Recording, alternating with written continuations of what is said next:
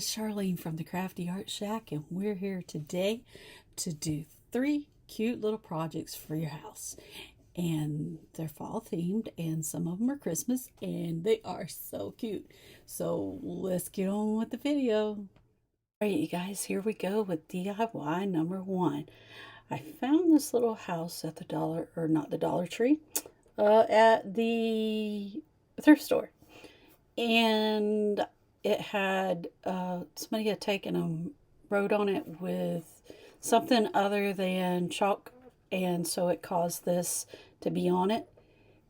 And I tried to see if it would wipe off, but it wouldn't. So I went ahead and cleaned the whole board. It looks like it's wiped off, but if you look at it up close, you can still see where they kind of scratched it in there.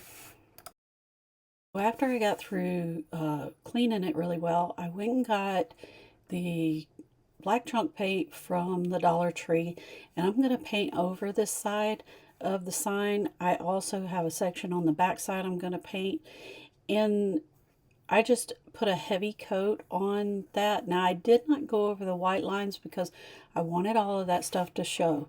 So after I got through painting it, this is kind of what it looked like. And I went back in and put a heavier coat where it had been scratched.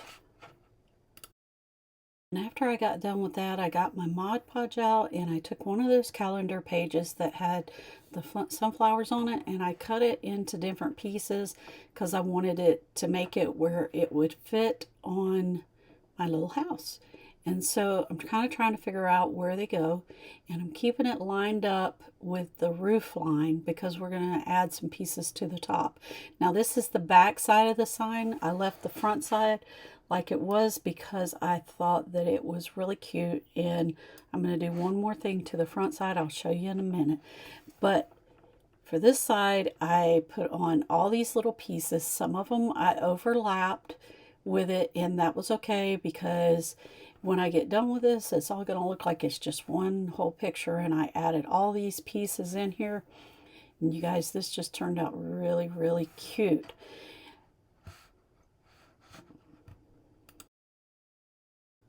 After I finished Mod Podging all my pieces down and that dried, I put a coat over it. Now, up here in the corner is a video that I did a while back, and it shows me using these blinds and how to cut them and everything, if you need to know how to cut them. But I cut these pieces, and I'm using E600 and some hot glue, and I'm overlapping the edges, and I do it so that those little holes don't show.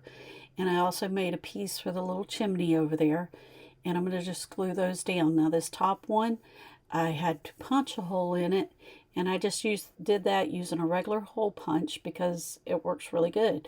And I'll have it in view for you here in a second. There it is. And I just secured it with hot glue and E6000. Then I'm going to tie a rope on it. Now, on this back side, because of where I painted it, kind of showed, so I wanted to break that up by putting a little dowel rod on that side. Then the next thing I did is I took the rope that was on it before, and I went from the side that had the blinds on it to this side to thread that in there. Then there was some places that I still wasn't happy with, and so I thought it needed something else. I put a little sunflower up there, and I took all the stuff off the back of it so it would pretty much lay flat up against the edge of those blinds. And then I added some little leaves in there, and you guys, this is just so adorable. And here it is, and I'm putting the final leaf on. And you guys, I just kind of scrunched up those leaves and to make them pop up so they don't just lay flat. And you guys, this turned out so cute. And I have a daughter that loves sunflowers. Oh, I forgot. And here we go with DIY number 2. Okay, in the background, you're going to see my DIY number 3 where I already started it, but I took this little, watering can, little bitty watering can, and the first thing I did was I painted it black because I wanted to cover up any of the stuff that was on it. Plus, I also wanted to be able to sand away some of it and have the black shine through. You guys, this didn't work. So I ended up doing something else. Okay, after I painted it black, I went in there and I put on this Rust-Oleum linen white chalk paint. Now you guys, this still didn't work the way I wanted it to. So I would, if I did it again, I would skip the part of putting the black on, and I would just put on the white, the linen white chalk paint. Okay, after I finished painting this with white, then I went back and I'm trying to scuff this up with a piece of sandpaper to get the black to pop through. This is the part that didn't work. Now you guys, I take my nail file that I have glued a piece of sandpaper to, and I'm trying to work that, and this wasn't working. It just wasn't happening. So I abandoned this method really quickly. So I got my black chalk paint back out and I went around all of the little edges of this can and kind of distressed it. I was hoping to get that by rubbing or sanding off some of the white paint with the black paint underneath, but it just didn't work. And if you notice in the background, there's a yellow, red, green, and brown piece of wood painted there, and those are for this next section of the video that's going to be coming up that I'm going to be doing. So let's get this finished. The next thing I do is I take out my matte Mod Podge. That was the shiny finish one, and this is the matte finish one. I didn't want this to be shiny because this is going to be a rustic piece for my one of the projects that I'm doing in a challenge video. So you guys, that is a Dollar Tree brush. Do not buy those. This thing was such a mess. It was hard. It wouldn't work. It was hard to work with, so I decided I would use it to put Mod Podge on this time, and then I'm going to just throw it away because those brushes are awful. Don't waste your money and don't buy them. I bought that in a set of 2. When you buy a paintbrush to use, it should be flexible if you're not doing stenciling. And so just don't try to buy those brushes to use to paint with, because even trying to put this Mod Podge on, that is a calendar piece. It's pretty thick and it was trying to tear it on the edges. So what I'm doing here is I'm making sure I rub it down around all of those ribs and get it locked in there really tight. And as soon as this dries, the next thing I'm going to do is I'm going to go back and make this look rustic by adding some of the distressing to the label that I put on, which is what you see me doing here. And I'm just going around the bottom of the can. Now I have black chalk paint on there, but I don't have very much, and it's been sitting in the water, so I kind of wanted to go over the sign before I added any more paint to my brush. And then I went back and added a little bit of paint to my brush and caused some distressing. Now what I did next is I took and put it on, and then I went back with a paper towel and I'm going to wipe some of that back off, which is what I'm doing now. And you guys, this little can turned out really cute. When I saw it, I just had to have it because I know one of my daughters that does the Farmhouse stuff. She just loves this, and there it is, finished. And you guys, here's all the other places you can find us, and now we're on to DIY number 3. Here we go. All right, DIY number 3 is going, these are mouse traps that I've taken apart. I apologize for my camera. Wasn't focused for some reason. I sanded all of these down, and then I got this sample color from the Lowe's, and it was only $1, and it was this really pretty color, and I just knew it would match the project I'm doing.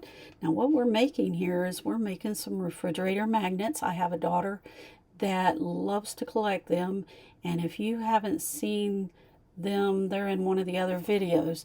Okay, this is the magnet that I bought from Lowe's because I ran out of my other type of magnet I was using, and I needed some right away. And these are the mouse traps, and that's the SKU number. They come from the Dollar Tree. Now what I'm going to do here is I'm going to glue my magnet down. Now it has adhesive on the back, but I wanted to make sure that I put some hot glue under there on both ends just to be on the safe side in case their adhesive decided to fail. At least it would have this Dollar Tree. Now how I pick which is my back is going to be because my little mouse traps are painted on both sides. How I choose which side is by the one that looks the best is going to be my back. I know that sounds kind of crazy, but there's a method to my madness. See, that's not the best side. It's because there's going to be stuff placed over that. Now what I'm doing now is I'm putting hot glue all the way around my little mouse trap here that I've painted, and I'm going to lay this piece of burlap ribbon that I got from the I think I got that from the Michaels. And so I'm going to lay it down. You'll want to make sure you're wearing something to protect your hand because you just put hot glue on there and that is going to feel like it's going to come through there. And then I frayed the ends of that on both ends with my little weeding tool. And that's what you see me doing there. Then I'm placing my calendar piece that I've trimmed out, and those that come off the back of your calendars, the little B squares, and I'm going to glue down this little sunflower on there, and then I'm going to glue down my calendar piece that I cut out. And here, yeah, this is here where I'm putting the calendar piece. Now I just use regular hot glue for this, and I made sure it was trimmed up enough that it would fit because the mouse traps are just a little bit short on the sides, but it works. And then here we go. We're making the second one. Now I've already glued my magnet down, and I'm gluing this piece of ribbon on here, and I'm going to wrap it just like you do a present for the holidays or for birthdays or whatever. And you just want to go around. Now you want to make sure you're wearing your finger protectors, because this stuff gets hot. Sometimes I think I ain't got no feeling in my fingers, and then I touch that stuff sometimes and it gets me. Okay, and next thing I'm going to do is I'm going to hot glue on the little strawberry patch calendar piece, and then you're going to see me take those two pieces of jute and that little bow, and I'm going to add them, and that's what I'm doing now. Now when you add these, if you add them to the back side, you want to make sure that they don't interfere with your magnet on the back side, because it won't stick to your refrigerator if you do. So you have to cut those pieces short enough, either glue them on the sides or flatten them out on the back so that they come out very thin and they don't interfere with that magnet there. Now you guys, these are going to be, there's going to be 12 of these. I only showed y'all 2. There's going to be 12 of them, and they're going in a project challenge that I'm working on for November 1st.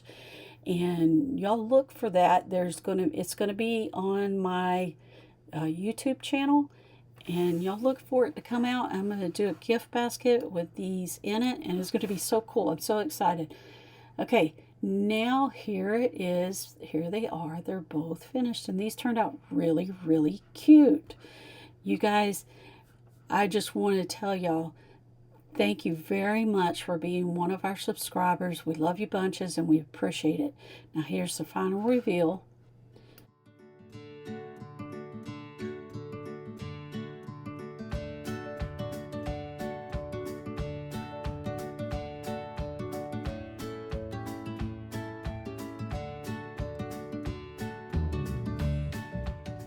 Okay, you guys, the little joy sign that you see, here's the video that it was made in.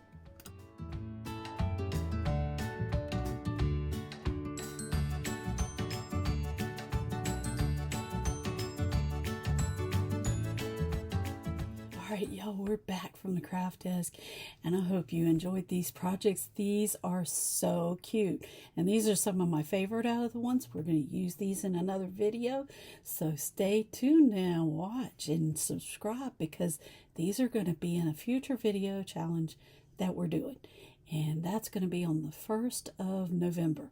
So we hope you join us, and we'll see you on the next episode of the Crafty Art Shacks. And thanks to all of our subscribers. We love you bunches, and we'll see you later. Bye.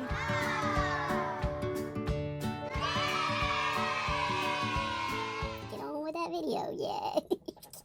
Charlene, yeah, it is. Want to do what? See you later, bye.